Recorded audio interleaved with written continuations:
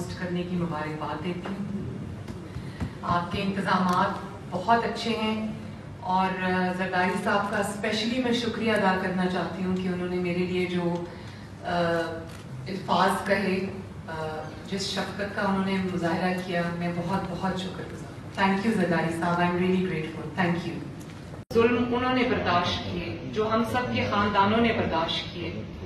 اس کے باوجود میں یہ کہنا چاہتی ہوں کہ پاکستان کو اس نسل کی قربانیوں کا ثمر ابھی تک نہیں ملا. ہم ابھی تک اس پاکستان میں بیٹھے ہوئے ہیں، ہم ابھی تک اس پاکستان کے لیے کوشش کر رہے ہیں جس پاکستان میں قاضی فائز عیسیٰ اور جو جسٹس شوکت صدیقی صاحب ہیں، ان جیسے آئین اور قانون کے پر چلنے والے ججز کو تضحیک کا نشانہ بنایا جاتا ہے. ان کی وائف جو سرینا عیسیٰ ہیں، وہ لاٹھیاں ٹیکتے ہوئے جب کورٹ کے چکر لگاتی ہیں، FBR کے چکر لگاتی ہیں، تو ان کی تضحیک کی جاتی ہے. اور ایز اپوز ٹو دیٹ، جب عاصم سلیم باجوہ صاحب کے ہوش اڑا دینے والے ثبوت سامنے آتے ہیں اور تو ان کو آرام سے ایک صفحے کی کلیریفیکیشن ایشو کر کے ان کو NRO مل جاتا ہے. اور ان کے بچے 25 سال کے 30 سال کے ہیں، وہ ان پہ ڈیپینڈنٹ نہیں ہیں. لیکن سیاستدانوں کے بچے، نواز شریف صاحب کے بچے، زرداری صاحب کے بچے، باقی جو بھی مقدمات جھیل رہے ہیں، ان سب کے 50 سال کے بچے بھی ہیں انڈیپینڈنٹ میں، وہ اپنے والد پہ ڈیپینڈنٹ ہیں. تو یہ جو ایک ڈسکریمنیشن ہے، یہ اب نہیں ہونی چاہیے. اس پہ آواز اٹھانی چاہیے. میڈیا کو جس طرح سے نشانہ بنایا جا رہا ہے، جس طرح سے جوڈیشری کو نشانہ بنایا جا رہا ہے. کسی نے بڑی اچھی بات کی یہاں پہ، اویس نورانی صاحب نے کہا کہ ثاقب نثار صاحب ذمہ دار ہیں.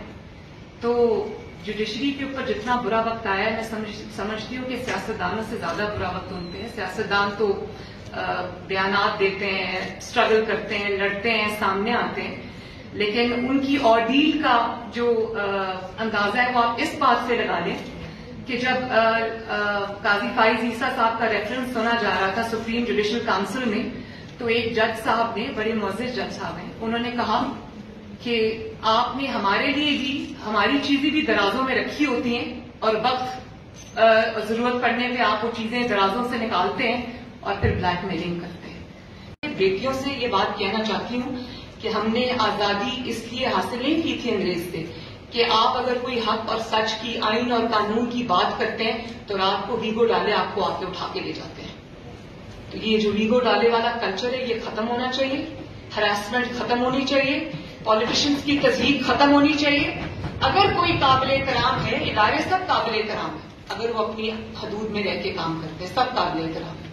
لیکن اگر کوئی ادارہ سب سے زیادہ قابل احترام ہے تو وہ پارلیمنٹ ہے. اگر کوئی لوگ سب سے زیادہ پاکستان کے اندر قابل احترام ہیں تو وہ عوام کے ریپرزینٹیٹیوز ہیں. لیکن میں نئی نسل کو یہ کہنا چاہتی ہوں کہ آپ کو کیا یہ منظور ہے کہ آپ کے جو پالیٹیشنز ہیں، آپ کے جو نمائندے ہیں، جو آپ کو ریپرزینٹ کرتے ہیں، ان کو اس طرح سے تضحیک کا نشانہ بنایا جائے، ان کی کیریکٹر اسیسینیشن کی جائے، ان کی نسلیں جیلوں میں رلیں، ان کو پھانسیاں ہوں، ان کو جلاوطنی ہو، وہ بیمار ہیں اور وہ باہر اگر علاج کے لیے گئے ہیں، آپ نے خود بھیجا ہے اور آپ پیچھے سے ان کا تمسخر اڑائیں اور اس طرح کی بات کریں، تو یہ بات جو ہے وہ ناقابل برداشت ہے. یہ پاکستان ہم اپنے بچوں کے لیے چھوڑ کے نہیں جانا چاہتے. اور پھر میں ضرور ذکر کروں گی اس چیز کا کہ جس کو تحریک انصاف کہا جاتا ہے، انصاف کی تحریک ہے. اور ابھی پچھلے دنوں موٹر وے کے اوپر ایک خاتون کی جس طرح بے حرمتی کی گئی، میرا نہیں خیال کہ 72 سال میں کبھی اس قسم کی درندگی کی کوئی مثال ملتی ہے. اور وہ تو ایک سانحہ تھا، لیکن المیہ اس پہ یہ تھا جس طرح سے وہ بدنام زمانہ CCPO کی پروٹیکشن میں، اس کے ڈیفینس میں پوری حکومت عمران خان سمیت اس کے ڈیفینس میں سامنے آ گئی. میرا خیال ہے کہ یہ قومی المیہ تھا.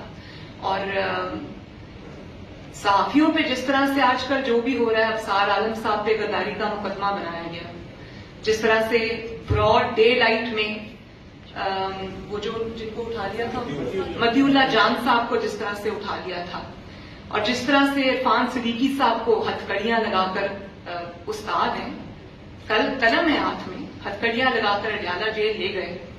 اور جس طرح سے میر شکیل الرحمان کو جیل میں رکھا ہوا ہے، یہ پاکستان کے لیے کوئی بہت خوبصورت مناظر نہیں ہے. یہ چیزیں ختم ہونی چاہیے. اور میڈیا آج مبارکباد کا مستحق ہے کہ پابندیوں کے باوجود اور ان انسٹرکشنز کے باوجود کہ آپ کو پیمرا سے نوٹسز آئیں گے، پیمرا سے آپ کا چینل بند کر دیا جائے گا، آج تقاریر انہوں نے لائیو دکھائی ہیں. تو یہ جو زنجیریں آپ کو پہنائی جا رہی ہیں، یہ توڑنے سے ٹوٹیں گی، اپنے آپ نہیں ٹوٹیں گی. زنجیروں کی عزت نہیں کی جانی چاہیے، ان کو توڑنا چاہیے. تو میڈیا آج اس بات میں مبارکباد کا مستحق ہے. اب آپ لاکھ اپنے زخم چاٹیں یا آپ لاکھ کھسیانی بلی جو کھمبا نوچے، اب عمران خان صاحب کی طرف سے بیانات آ رہے ہیں کہ میں نے کہا تھا دکھا دو. اب آپ جو مرضی کریں، آپ کے جو انسٹرکشنز تھے پیمرا کو وہ ہم سب نے دیکھے بھی سنے بھی. عوام کی ڈیمانڈ ہے، پاکستان بدل رہا ہے. اور اگر کوئی یہ نہیں کسی کو سمجھ آ رہی کہ پاکستان بدل رہا ہے، اب ساجد گودل صاحب جو SECP کے ہیں ان کو اٹھا کے غائب کر دیا. اور 2 دن بعد جب وہ اپنے گھر آئے تو ان کو کہا گیا کہ آپ یہ کہیں کہ میں شمالی علاقہ جات کی سیر کرنے گیا تھا، شمالی علاقہ جات کی سیر کے لیے گیا تھا اور میرا فون بند تھا.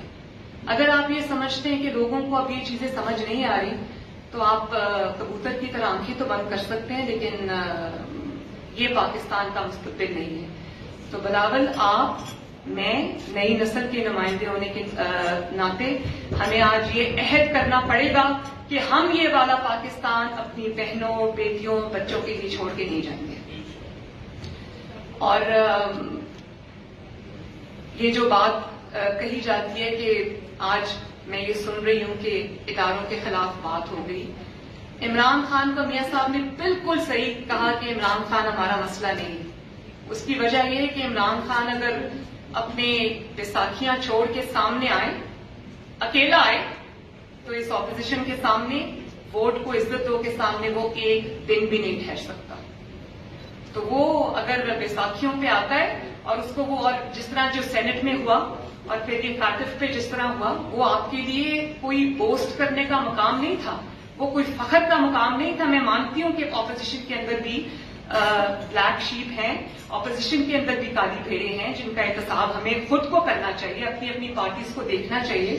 لیکن اس پہ جو فخر کیا جا رہا تھا کہ اپوزیشن ہار گئی اور حکومت جیت گئی، تو یہ دھوکہ بازی جو ہوئی ہے اور یہ جو اس قسم کی حرکتیں ہوئی ہیں، یہ شرم کا مقام ہے، فخر کا مقام نہیں ہے.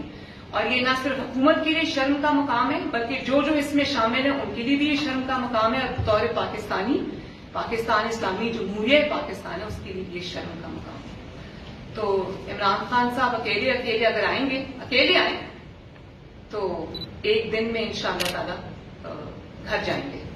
لیکن پھر بھی میں یہ کہوں گی کہ اب جو وہ کہتے ہیں نا کہ علامہ اقبال کا شعر ہے جرم ضعیفی کی سزا مرگ مفاجات، میری والدہ یہ کہا کرتی تھی. تو اب تو ہم اب اپوزیشن کے پاس اب کوئی گنجائش نہیں ہے ضعیفی دکھانے کی. ضعیفی اب جرم بن گیا. اب ہمیں آگے بڑھنا ہوگا. ہمیں اس چیز کو عوام کے لیے، کیونکہ جب ووٹ کو عزت نہیں ہوتی، ووٹ کو عزت نہیں ملتی، تو یہ جو مہنگائی ہو رہی ہے اور یہ جو ادویات، آٹا، چینی، پیٹرول، ڈیزل، یہ سب مہنگا ہو رہا ہے، یہ سب علامات ہوتی ہیں.